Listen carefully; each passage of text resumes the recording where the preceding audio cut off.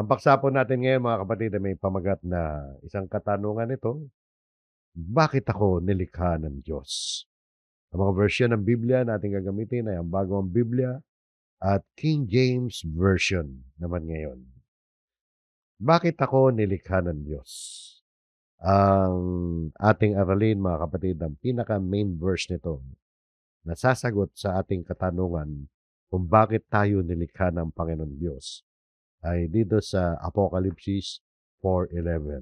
Maraming mga talata sa Biblia, napili lang natin itong 4:11 na nagpapakita na kung ng dahilan kung bakit tayo nilikha ng Diyos.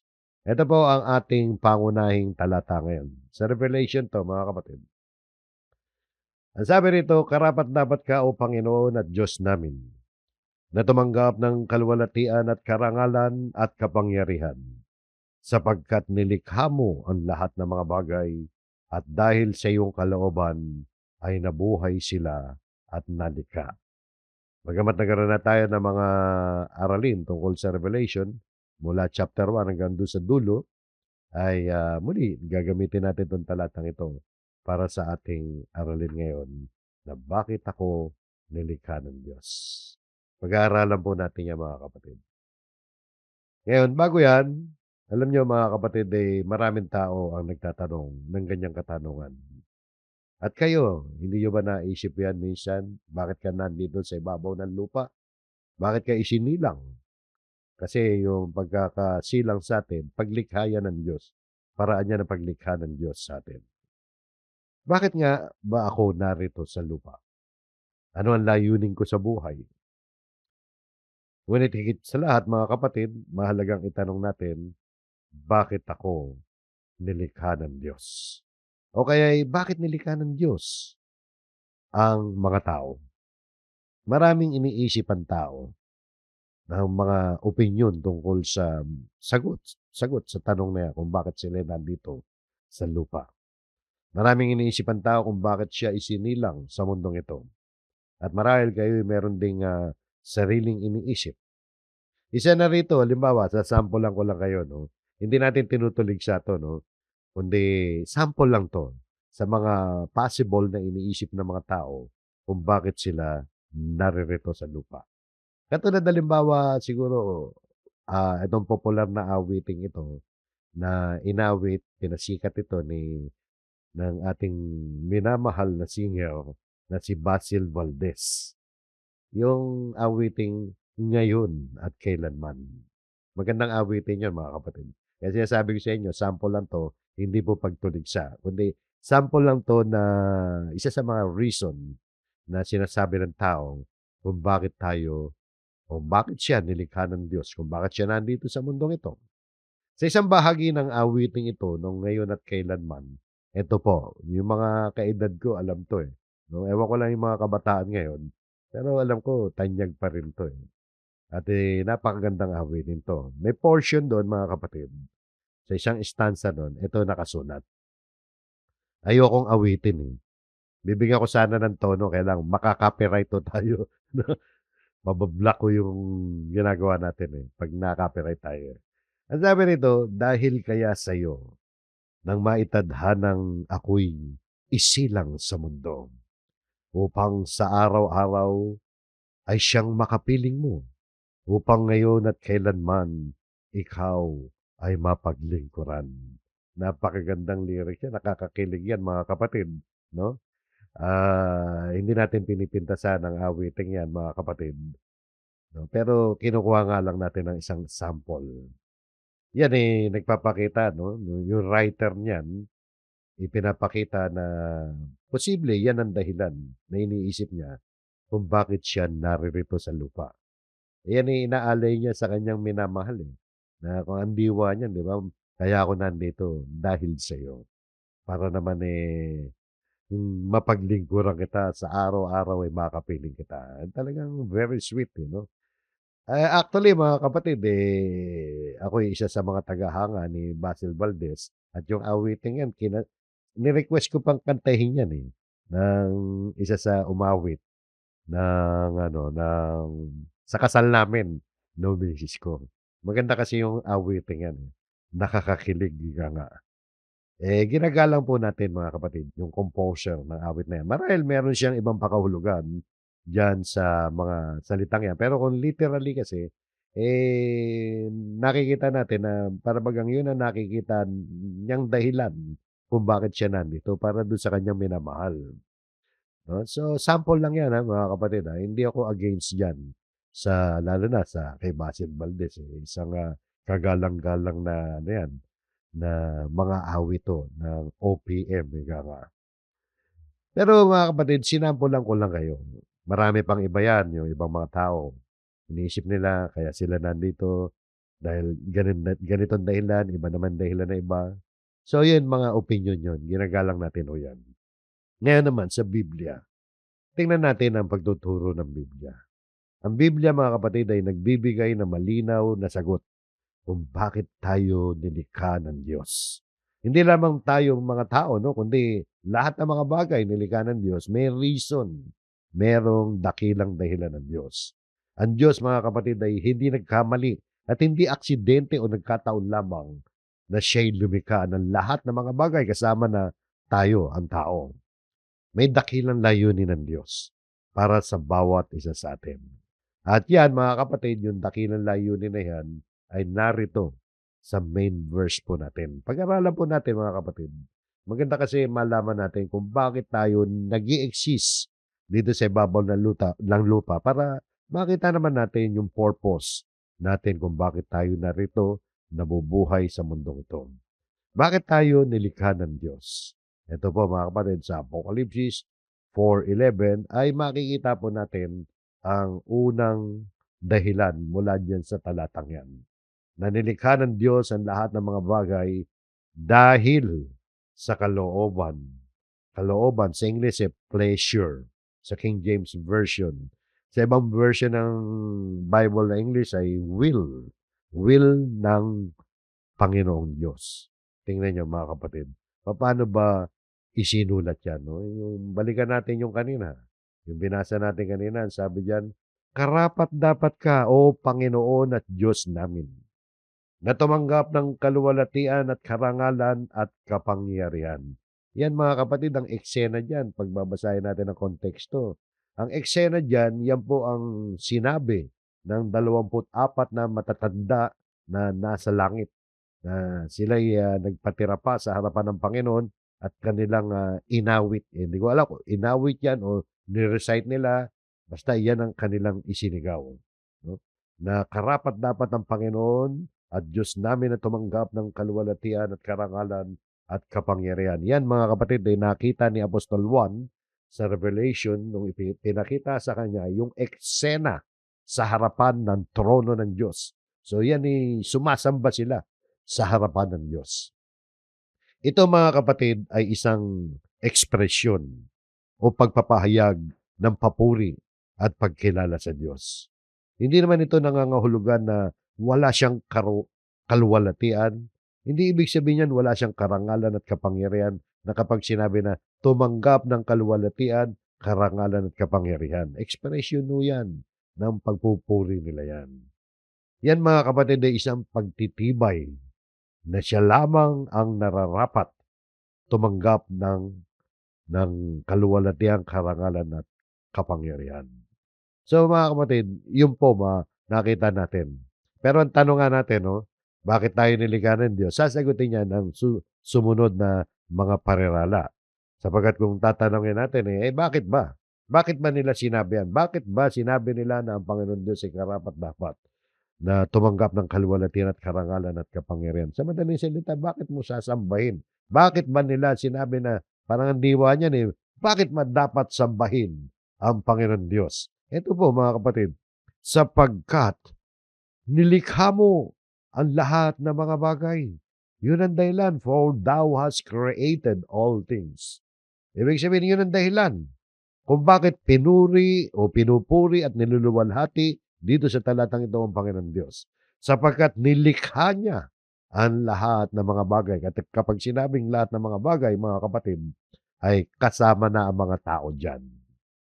So ano pa sabi? At dahil sa iyong kalooban ay nabuhay sila at nilikha. Kaya ang tanong natin bakit nilikha ng Diyos? o bakit ang Diyos ay lumikha? Bakit tayo nilikha ng Diyos? Sa mga kapatid, kaya nilikha ng Diyos ang lahat ng mga bagay. Ang sabi diyan, dahil sa kanyang kalooban ay nabuhay sila at nalikha. Sa mga kapatid, nalikha ang lahat ng mga bagay na sinasabi diyan. Kasama na tayo mga tao dahil sa kalooban ng Diyos ay nalikha tayo. Tingnan niyo sa English. Yung pagkakasulat sa King James Version. And for thy pleasure, they are and were created. For the pleasure of God. Mga kapatid, isipin nyo.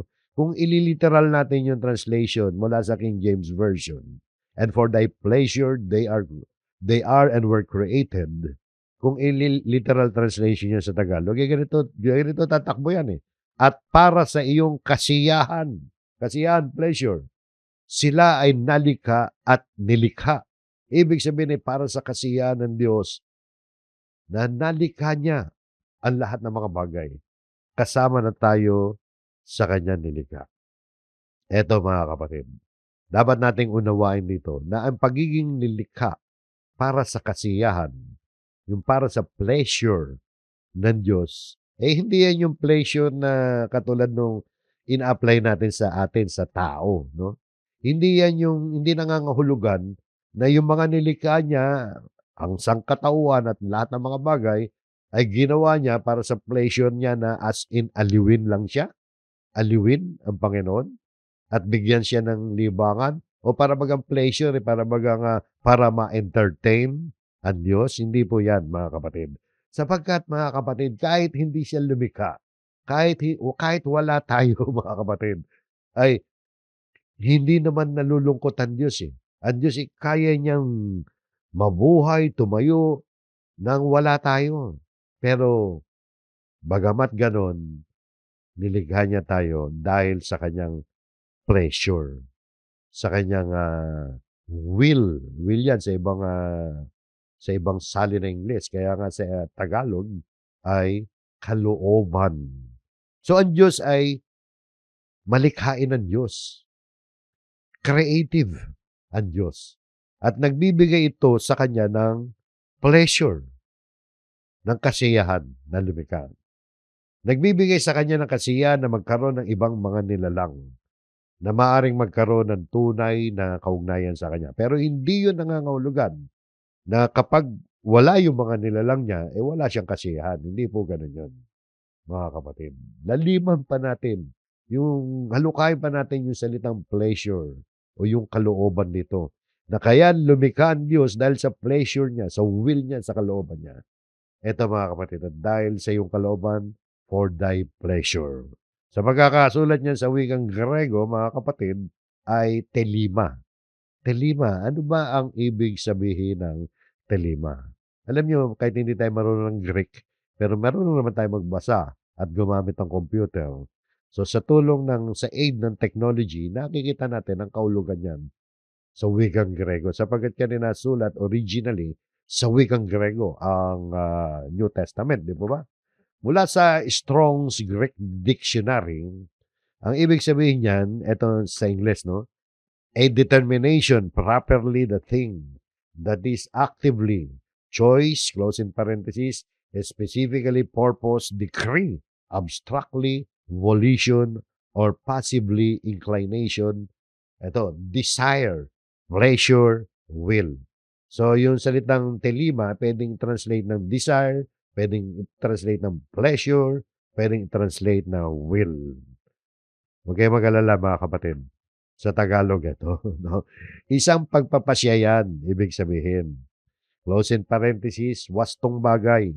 Yun ay sa aktibo, pagpili, partikular na layunin, utos, abstractly, volition, or passively, hilig. Hilig, no? Desire, pagnanais, sabi riyan.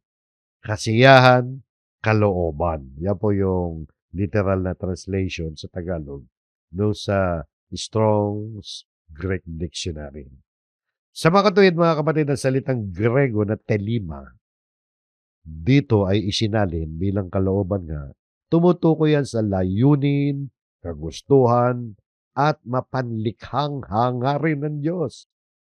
Hindi lang ito basta simpleng pagnanasa, kundi isang matibay at makapangyarihang pagpapasya na yun ay nagresulta at nagbunga ng creation ngayon dahil diyan. Dahil sa will ng Panginoon na yan, nagresulta yan sa creation.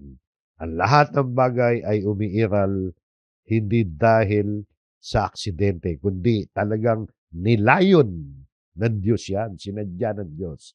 Ang buhay at pag-iral ng lahat ng nilikha ay nasa ilalim ng kanyang desisyon o kapasyahan at plano. Nakita niyo, no, mga kapatid, no?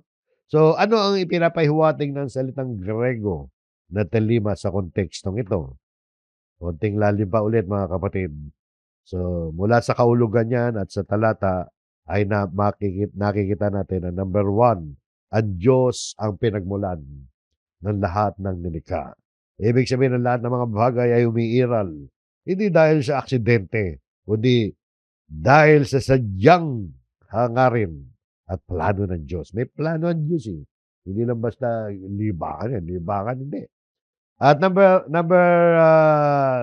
mga kapatid, no? Number 2, ang paglikha, mga kapatid, ay may layunin talaga, may purpose. Hindi basta nilikha ng Diyos ang lahat ng bagay, nilikha niya to ayon sa kanyang mabuting kalooban. Yun yung tinatawag na pleasure. Yung pleasure ng Diyos, mabuting kalooban ng Diyos yan. And number 3, ang Diyos ay karapat-dapat purihin. Sa pagkakagamit yan ng telima sa ating main verse, nagpapahiwatig yan na ang Diyos ay dapat o karapat-dapat purihin dahil sa kanyang kalooban na is pleasure o telima sa Greek. Nagkaroon ng buhay at kaayusan ng lahat. Kaya karapat-dapat siyang tumanggap ng kaluwalhatian at karangalan. Ibig sabihin, dapat parangalan, luwalhatiin natin ang Panginoon Diyos. Dahil diyan, ang pag-unawa sa salitang tilima, dito yung pleasure or will ng Diyos ay nagtuturo sa atin na may dahilan nga at layunin ang ating pag-iral. Kaya mga kapatid, bakit ikaw ay nandito sa lupa? Nilikha ka ng Diyos at tayo. Mayroong reason. At ang reason niyan ay para sa pleasure, layunin ng Diyos. Hindi tayo basta nabubuhay para sa sarili nating mga hangarin. Yan ang dapat po nating makita dyan. Hindi ka nandito para doon sa upang sa araw-araw ay makapiling mo. Upang ngayon at kailanman ikaw ay mapaglingkuran. Hindi yun, mga kapatid. Nandito tayo, mga kapatid, para sa kalooban o pleasure ng Diyos. Kaya ka nandito sa lupa para bigyan ng pagpaparangal, luwalhatiin ng Diyos. Dahil, ano reason? Dahil for the reason na siya ang lumikha ng lahat ng mga bagay. So, yung mga kapatid, nilikha tayo ng Diyos, lahat ng mga bagay dahil sa kalooban, pleasure ng Diyos. Kaugnay niyan, mga kapatid. Ito para higit nating maunawaan yan. Ngayon, nilikha tayo para sa kalooban ng Diyos o dahil sa kalooban ng Diyos. Ngayon, kaugnay din yan, mga kapatid. Ito pa para lubos nating maintindihan sa ibang pagtuturo ng Biblia. Ano pa ang ilang pagtuturo ng Biblia kung bakit tayo nilikha ng Diyos? Sa ikalawang bahagi ng ating aralin ay eto, mga kapatid.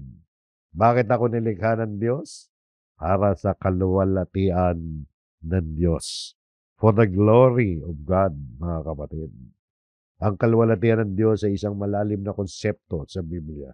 Pag sinabi kaluwalhatian ng Diyos, ay maaaring ipaliwanag yan sa iba't ibang paraan. Ngunit sa pangkalahatan, yung kaluwalhatian ng Diyos ay tumutukoy sa kadakilaan, kabanalan, kapangyarihan, at presensya ng Diyos na hindi matutumbasan ng anumang bagay sa sanlibutan. Tingnan niyo, mga kapatid.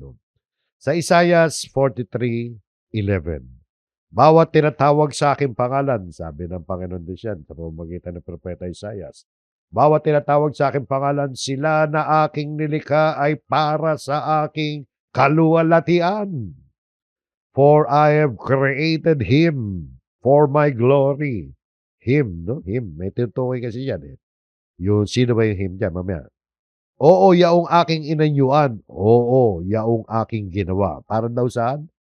Para sa aking kaluwalhatian. So nakita niyo, no? Alam niyo yung talatang ito, 43:7 yan ha, ng Isaias. Partikular ang tinutukoy dito ay yung bayan ng Diyos. Kaya meron siyang bayan ng Diyos, ang Diyos ay may bayan, eh para sa kanyang kaluwalhatian. Na sa original konteksto na 'to mga kapatid, kung titingnan natin literally, ang tinutukoy diyan ay ang Israel sa lumang tipan. Sapagkat sa panahon na 'yan, nung sinulat yan ang Israel, ang kilalang bayan ng Diyos. Makikita natin yan sa buong kabanata, eh, yung buong chapter, eh, na Israel ang tinutukoy diyan. Kasi mababasa nga natin dito sa Isaiah 43:1, yung unang talata, diyan sa kapitulong 'yan ng 43. Tingnan niyo. Ngunit ngayon ganito ang sabi ng Panginoon, siya na lumalang sa iyo, O Jacob, siya na naganyo sa iyo, O Israel. Huwag ka matakot sapagkat ikaw ay tinubos ko. Tinawag kita sa pangalan mo, ikaw ay akin. So, literally mga kapatid, sa literal Israel ang tinutukoy dyan. Yan ang original na tinutukoy ng Diyos. Yan yung kausap niya rin, yung kanyang tinawag para sa kanyang kaluwalhatian. No? Sila'y kanyang tinawag, nilikha, hinubog at tinubos. Mula sa pagkaalipin, di ba? Sa Egypt, galing sila, tinubos sila rin. Pero spiritually, yan talatang yan ay hindi natatapos sa panahon ng Israel. Tagos yan hanggang sa panahon natin ngayon. Tumutukoy din yan sa mga tunay na mananampalataya kay Kristo. Spiritually, mga kapatid, sa bagong tipan, ipinapakita na ay yung mga tunay na Kristiyano, yung mga tunay na sumasampalataya kay Kristo. Diniding ko yung tunay sapagkat may mga hindi tunay eh. Pero yung mga tunay na mananampalataya ay itinuturing ding bayan ng Diyos.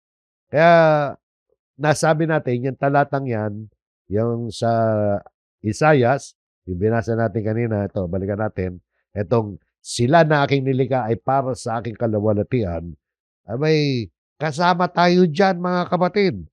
Paano natin napatunayan yan? Sa unang Pedro 2:9. Ang sabi, ito mga Kristiyano na kausap ni Pedro rito. Ngunit kayo na mga mananampalataya, isang lahing pinili, isang maharlikang pagkapari, isang bansang banal, sambayanang pag-aari ng Diyos, unholy nation. So, bansa, bayan din tayo ng Diyos. Yung mga mananampalataya kay Kristo ang tinutukoy dyan, nakausap ni Pedro. Yung mga tunay na mga Kristiyano na kung babasahin natin sa mga naunang mga talata dyan, sila yung mga isinilang na muli sa pamamagitan ng salita ng Diyos. At sa Galatia, sabi pa ni Pablo, tungkol sa mga mananampalataya, kasama tayo rito mga kapatid. At kung kayo'y kay Kristo, kayo nga'y binhi ni Abraham, mga tagapagmana ayon sa pangako. Kung tayo kay Kristo, paano ba tayo napunta kay Kristo? Sa pamamagitan ng pananampalataya natin kay Kristo, naging kay Kristo tayo. Kung tayo kay Kristo, spiritually, itinuturing tayo ng mga binhi ni Abraham. Ibig sabihin, lahi rin tayo ni Abraham. Si Abraham, mga kapatid, siya yung ninuno ng mga Israel. Ibig sabihin lang yan, bayan nga tayo ng Diyos, mga kapatid. Alam niyo, mga kapatid, dito, hindi kasama yung mga nagkiklaim lang na kilala nila ang Diyos, pero ayaw nilang tanggapin ang ating Panginoon Kristo. Hindi kasama ang mga hindi mananampalataya kay Kristo sa panahong Kristiyano na tinatawag na bayan ng Diyos. Ang mga hindi kumikilala sa Diyos ay hindi sumasampalataya kay Kristo. Hindi kabilang sa bayan ng Diyos sa spiritual na pag-uusap. Sabi nga ni Jesus, nung kausap niya yung mga Hudyo, mga literally, mga binhi ni Abraham yan. Mga lahi ng Israel yan. Mga lahi ni Abraham yan. Kaya kumikilala sila kay Abraham bilang kanilang ninuno at kumikilala rin sila sa amang Diyos na kanilang ama. Pero ano sabi ng Panginoon Kristo sa kanila? Dahil ayaw nilang kilalanin si Kristo. Ito yung context nito, ayaw nilang tanggapin si Jesus eh. Kaya sinabihan sila ng Panginoon Kristo, "Kayo'y mula sa inyong amang dyablo, at ang nais ninyong gawin ay ang kagustuhan ng inyong ama." Yan po ang nakalulungkot mga kapatid Yung mga kausap ni Kristo rito, nagsasabi mga anak sila ni Abraham. Sinasabi nila na kinikilala nila ang Diyos na kanilang ama. Pero sinabihan sila ng Panginoon Kristo na kayo'y sa inyong amang dyablo. So nakita niyo, no? At sa Efeso pa, tingnan niyo yung kalagayan ng mga hindi mananampalataya, na ito rin ang kalagayan natin ngayon, 'no? Nung una, eto dito tayo galing, hindi pala ngayon kundi nung una. At dito mababakas natin na ang mga Kristiyano bayan nga ng Diyos.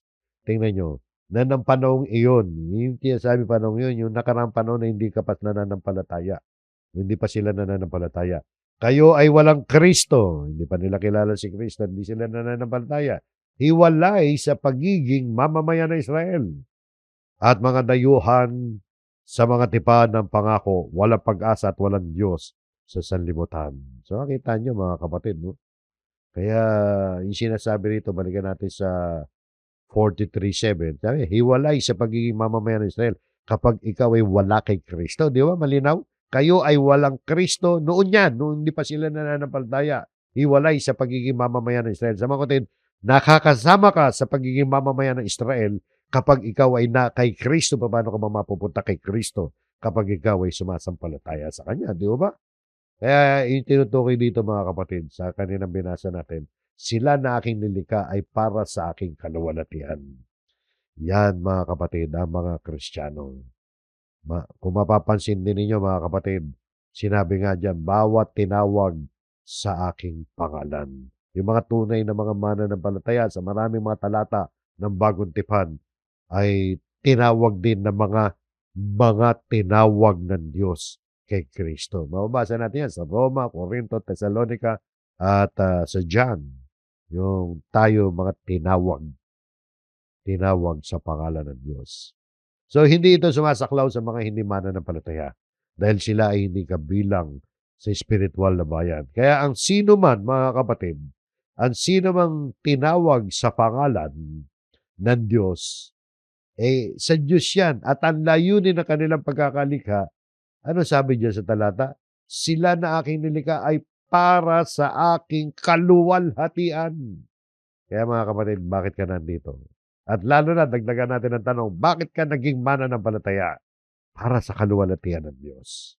Kaya nga sa susunod na portion, tingnan nyo, maging ang ating kaligtasan. Bakit kayo niligtas ng Diyos? Okay, alam natin, dahil sa pag-ibig ng Diyos, naligtas tayo. Pero alam nyo ba mga kapatid, ang ating kaligtasan ay para rin sa kaluwalhatian ng Diyos. At yan mga kapatid, ang tatalakayin natin. Magandang malaman natin dito.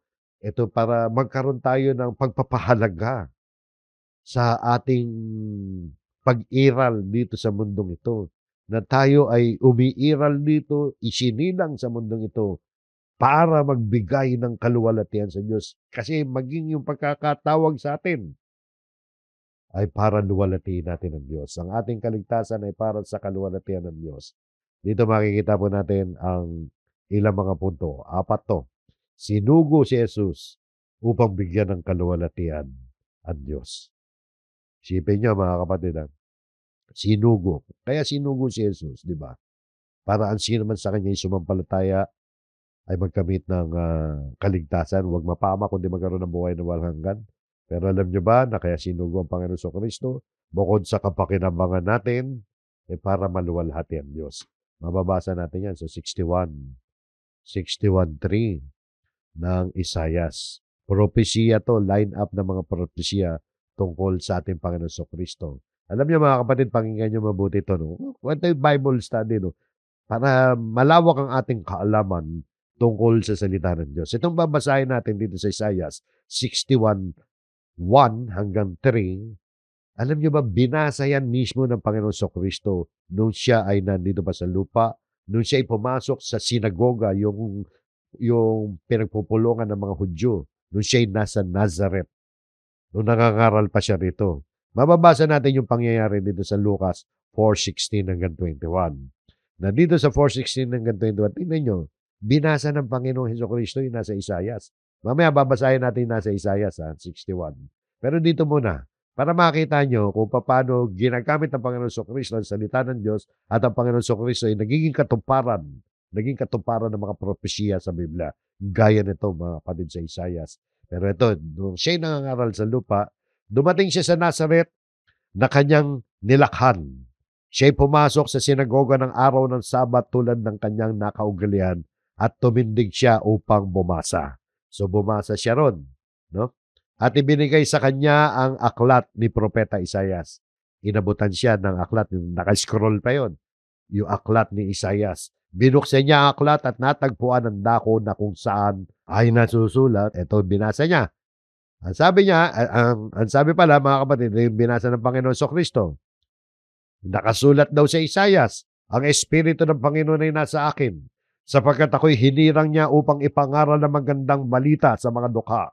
Ako'y sinugo niya upang ipahayag ang paglaya sa mga bihag at ang muling pagkakaroon ng paningin sa mga bulag upang palayain ng mga naapi. Mission niya ng Panginoon Kristo.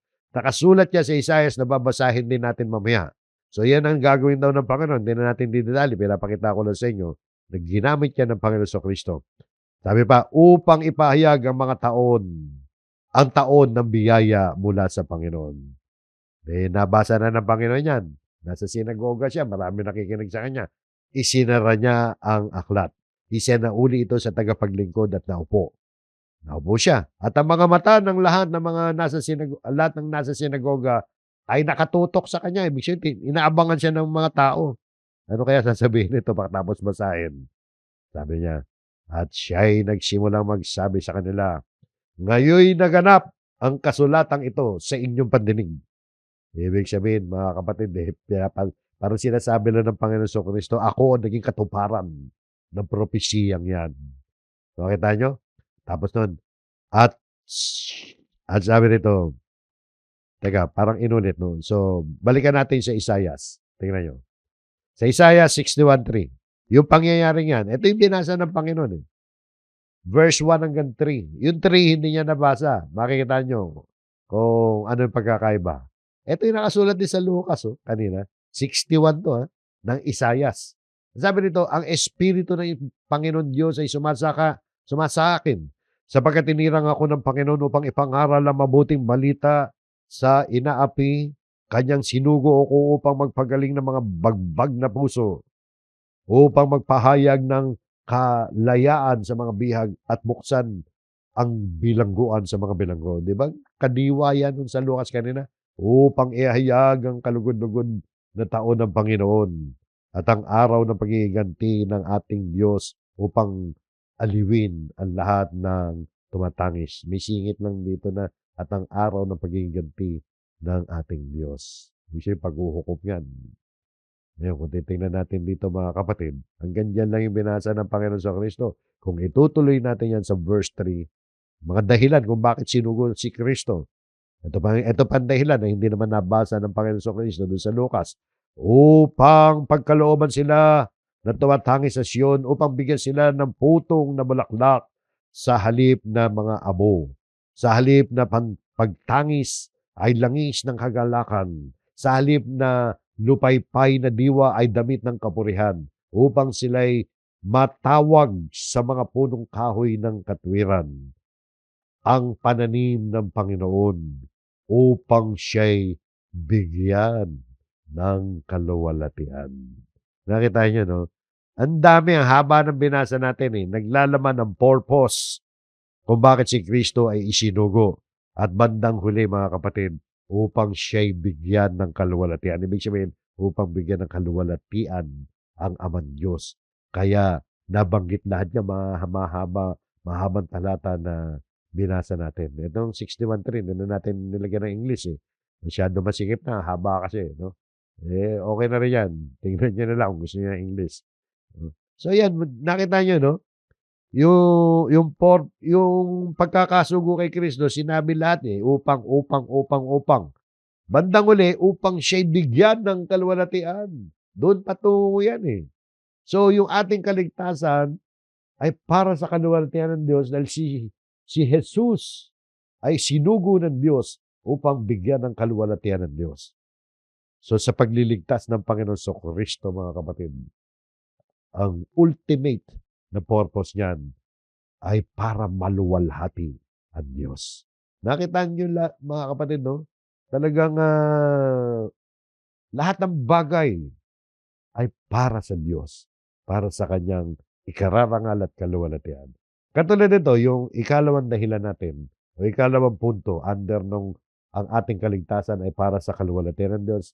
Sapagkat dito naman ay binanggit, mga kapatid, na kaya tayo inadapt, kinukop ng Diyos para maging mga anak ng Diyos. Kaya tayo tinawag na mga anak para maging mga anak ng Diyos para sa ikapupuri at ng maluwalhating biyaya ng Diyos.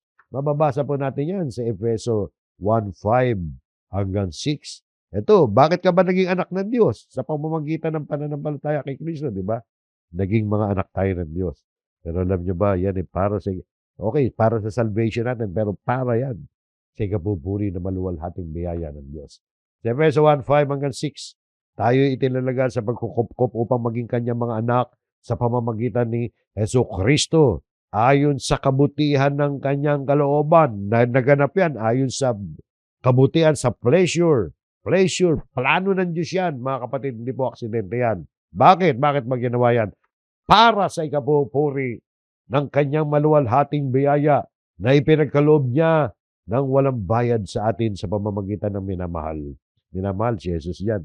Pinagkaloob ng Ama yung walang bayad na maluwalhating biyaya sa pamamagitan ni Jesucristo.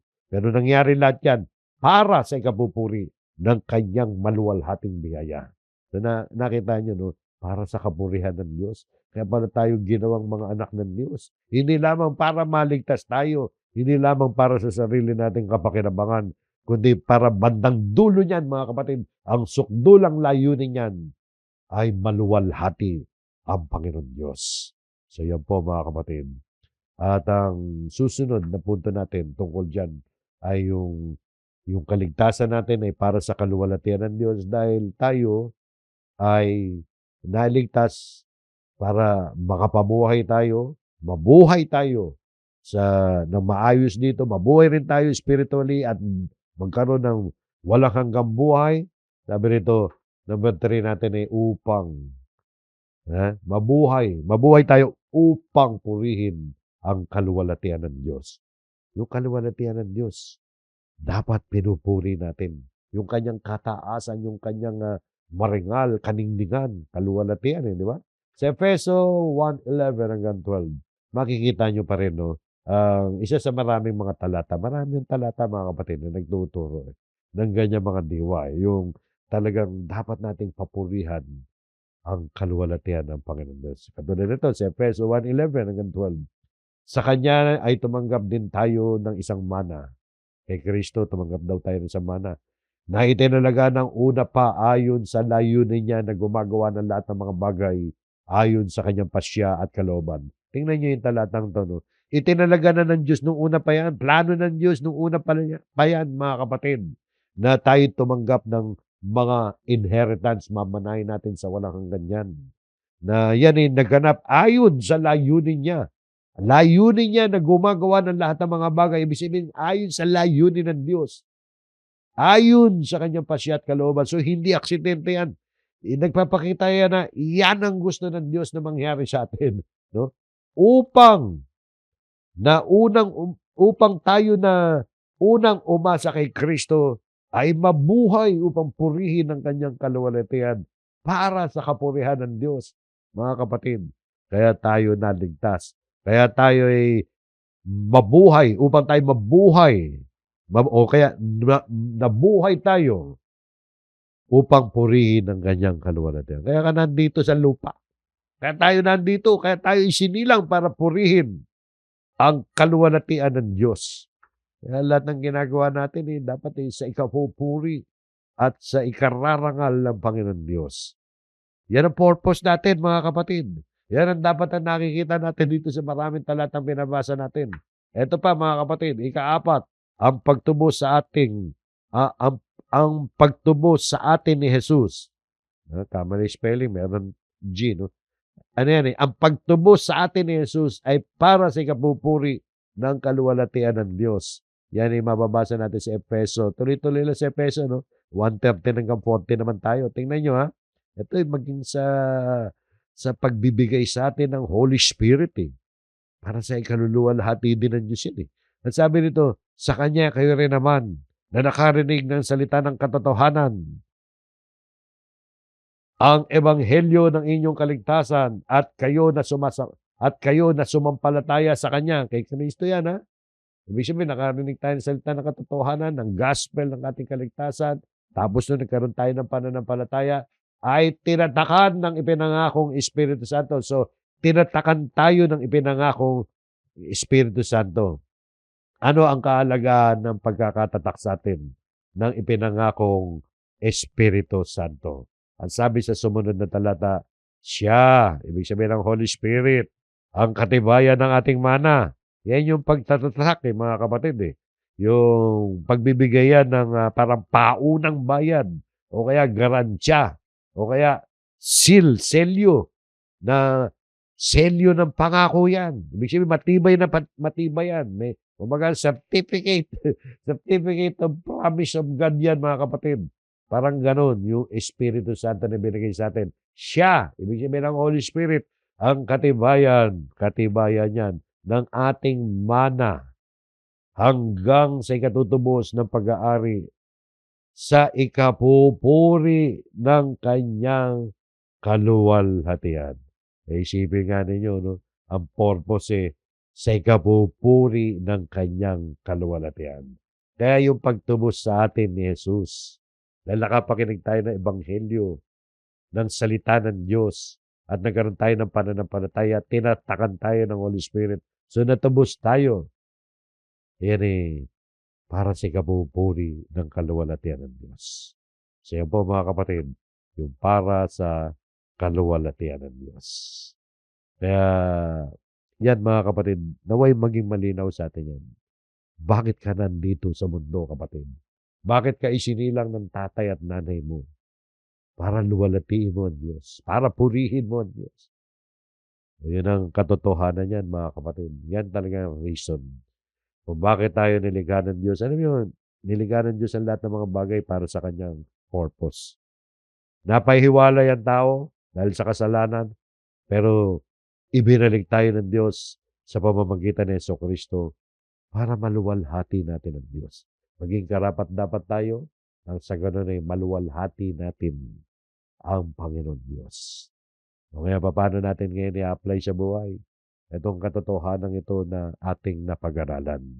O paano natin sasabuhay ang layunin ng Diyos sa pagkakalikha sa atin? Number 1, mga kapatid, ito sa ating pagtatapos, no? Gawin ninyo o gawin ang lahat sa ikaluluwalhati ng Diyos. Kaya pala sinabi ni Pablo, ito madalas nating basahin. Kaya kung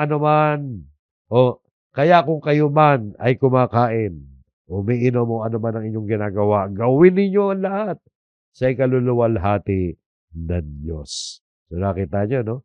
Ibig sabihin, kahit sa pang-araw-araw na gawain, dapat nating isaalang-alang kung ito ba ay nagbibigay ng kaluwalhatian sa Diyos. Ano man ang ating ginagawa, tandaan niyo yan. Dapat nating pakaisipin kung ito ba ay nakakaluwalhati sa Diyos. Nabibigyan ba ng parangal ang Diyos sa mga ginagawa natin sa buhay natin sa araw-araw? O baka naman dahil sa mga ginagawa natin ay nananapastangan ang pangalan ng Diyos. Alam niyo mga kapatid, para hindi natin magawa yan, kailangan natin ng kasalanan. Pero ayaw natin yun, di ba? Kung tayo kasi namumuhay sa pagkakasala, sigurado ay nalapastangan natin ng Diyos at hindi natin nabibigyan ng kaluwalhatian ng Diyos. Kasi pwedeng mapintasan ng Diyos na mga hindi mananampalataya. Kung makikita nila na tayo na mga nagsasabing mga alagad ni Jesus ay namumuhay sa hindi wastong pamumuhay. Kaya ang bilin sa atin, mga kapatid, gawin ang lahat sa ikaluluwalhati ng Diyos. So, examinin natin, suriin natin, siyasatin natin ang ating mga pamumuhay. Ano ba ang ating trabaho? Ano ba ang ginagawa natin araw-araw? Paano ba tayo nag-aaral? Paano ba tayo namumuhay bilang miyembro ng pamilya natin? Yung ba'y para sa ikaluluwalhati ng Diyos? Para masiguro natin yan ay sa kaluluwa natin ng Diyos, dapat yun ay ayon sa kalooban ng Diyos. Yung hindi natin sinasalungat ang mga sa pamamagitan ng ating mga hindi magagandang gawain ang salita ng Diyos. So yun po. So gawin ang lahat sa kaluluwa natin ng Diyos. At number 2, mga kapatid, maging yung mabubuting gawa natin. Ito ulit talata natin. Yung mga mabubuting gawa natin ng mga mananampalataya, di ba? Para yan sa kaluluwa natin ng Diyos. Nais ng Diyos na nais ni Jesus, no? Na itinuro sa atin na mamuhay tayo na may kabanalan, mamuhay tayo alinsunod sa kalooban ng Diyos, na tayo dapat nagliliwanag sa sanlibutan ito. Para ano? Para eto, sa Mateo 5:16. Paliwanagin ninyo nang gayon ang inyong ilaw sa harap ng mga tao. Kailangan nagliliwanag ang ilaw natin. Ilaw tayo, di ba? Sa libutan, kailangan magliwanag tayo. Upang makita nila, makita ng mga hindi mananampalataya yan, ang inyong mabubuting gawa. So, kailangan yung mabubuting gawa nakikita sa buhay natin. Para ano? At luwalhatiin nila ang inyong Ama na nasa langit. So bilang mga tunay na mga alagad ni Kristo, tayo tinuruan ni Jesus na gumawa ng mabuti upang makaakit tayo ng mga tao na luluwalhati sa Diyos. Di ba? Yung sinasabi niya, mga kapatid. Itinuturo dito na dapat ipakita natin bilang mga mananampalataya ang kabutihan na pwede natin gawin. Para yun nagsisilbing liwanag ng mabubuting gawa natin. Nagsisilbing liwanag yan sa madilim na mundo. Hindi para papurihan lamang tayo. Hindi yun ang purpose. Ang purpose ay para luwalhatiin ng mga tao ang Diyos. Yung mabuting pamumuhay at pagsunod sa kalooban ng Diyos, yan ay patotoo. Patotoo yan ng kabutihan ng Diyos. Yan ang ebidensya na mabuti ang Diyos sa lahat. Kapag tayo'y namumuhay, nagliliwanag ang ating ilaw. So yun po, mga kapatid. So yun po, mga kapatid, ang ating lesson. Naway naging malinaw sa atin yung pag-aaral natin ngayon na hindi aksidente ang ating pag-iral. Nilikha tayo ng Diyos dahil sa kanyang kalooban at para sa kanyang kaluwalhatian. Hindi lamang ito isang simpleng konsepto, kundi ito'y isang katotohanan na dapat magbigay sa atin ng direksyon sa ating buhay. Yan ang direksyon sa buhay natin na mga plano natin sa buhay, dapat tinitingnan natin, yan ba ay sa kaluluwa natin ng Diyos? Lahat daw ng bagay, di ba? Alam natin na tayo nilikha ng Diyos, hindi para gawin lamang natin ang gusto natin. Nilikha tayo ng Diyos para sa kanyang layunin. Hindi na natin kailangan magtanong ng dahilan ng buhay. Ang tanong ngayon, mga kapatid, ginagawa ba natin ang layunin natin? Yung layunin ng Diyos sa atin? Ginagawa ba natin ang layunin ng Diyos sa ating buhay? Yung isa kaluwalhatian ng Diyos. Tayo ba ay namumuhay ayon sa kanyang kalooban? Mga guide question. Namumuhay ba ako ayon sa kalooban ng Diyos? Dahil kung hindi mo naluluwalhati ang Diyos. Namumuhay ka ba ayon sa salita ng Diyos? Nakikita ba sa ating buhay ang pagsunod sa kanyang mga salita? Yung ating mga desisyon, mga ginagawa sa araw-araw, ano man yan, paraan ng ating pamumuhay, yan ba'y nagbibigay ng kaluwalhatian sa Kanya? Simple lang yan, mga kapatid, di ba? Kapag ikaw ay lasinggo, halimbawa, ito mabababaw na dahilan to. Mababaw na isa. Pag lasinggo ka, naluluwalhati mo ba ang Diyos kalalasing mo? Kapag ikaw ay babaero, lalakero, kapag ikaw ay tamad, o kaya kapag tayo namumuhay, sa anumang pagkakasala, yung nakalugmok tayo ron, naluluwalhati ba natin ang Diyos? Hindi, di ba? Kaya mga kapatid, alang-alang sa atin, sa kabutihan natin, nais ng Diyos na mapabuti tayo. At nais ng Diyos sa kabutihan natin, ang ultimate purpose nun ay luwalhatiin natin, papurihan natin ang Panginoon Diyos. Kaya mga kapatid, ang pinakamainam na paraan upang ipakita na kinikilala natin ang dahilan ng ating pagkakalikha ay ang lubos na pamumuhay para sa Diyos. Ang pagsuko ng ating sarili sa kanyang kalooban at paglilingkod sa kanya na may katapatan. Tandaan natin sinabi ni Pablo, 'di ba? Kung ano man ang ginagawa natin, kumakain o umiinom tayo, ano man 'yun, gawin natin ito sa ikaluluwalhati ng Diyos. Huwag tayo mabuhay para lamang sa ating sarili o para sa mga pangarap mo lang dito sa lupa, kundi para sa Kanya, para sa Diyos. Kaya tayo nabubuhay rito, na lumikha sa atin at nagbigay ng buhay sa atin, buhay na walang hanggan sa pamamagitan ni Kristo. Iniligtas tayo ng Diyos mula sa pagkakasala upang tayo luwalhatiin natin ang Panginoon Diyos.